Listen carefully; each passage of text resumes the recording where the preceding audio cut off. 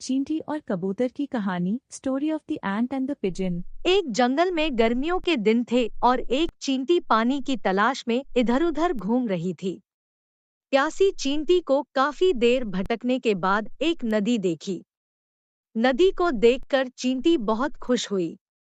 प्यासी चींटी पानी पीने के लिए एक छोटी सी चट्टान पर चढ़ी और वह फिसलकर नदी में गिर गई। नदी में गिरने के कारण चींटी नदी में डूबने लगी। नदी के पास में एक कबूतर रहता था। वह पेड़ पर बैठकर यह सब देख रहा था। कबूतर ने देखा कि चींटी को तुरंत ही मदद की जरूरत है। कबूतर उड़कर गया और एक पेड़ से पत्ता तोड़कर ले आया। इसके बाद कबूतर ने पत्ता नदी में गिरा दिया, जिसके बाद चींटी तैरकर पत्ते पर चढ़ गई और पत्ता बहकर नदी के किनारे आ गया।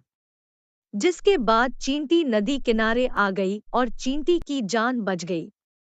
इस घटना के चींटी और कबूतर में अच्छी दोस्ती हो गई। दोनों खुशी से साथ रहने लगे।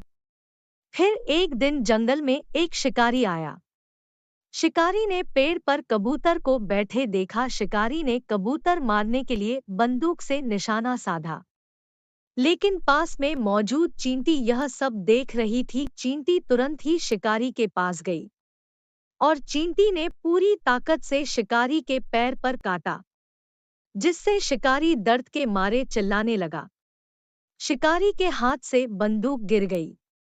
शिकारी की आवाज सुनकर कबूतर ने शिकारी को देख लिया। कबूतर तुरंत ही वहां से उड़ गया। जब शिकारी चला गया और इसके बाद कबूतर ने चींटी के पास जाकर उसका धन्यवाद किया। इस तरह से हम देखें चींटी और कबूतर एक दूसरे के काम आए। कहानी की सीख।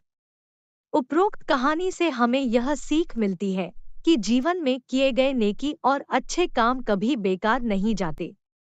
अच्छे काम करते रहिए, इनका फल लौटकर जरूर आपके पास आता है। Please like, share and subscribe this channel, MG Moral and Motivational Stories.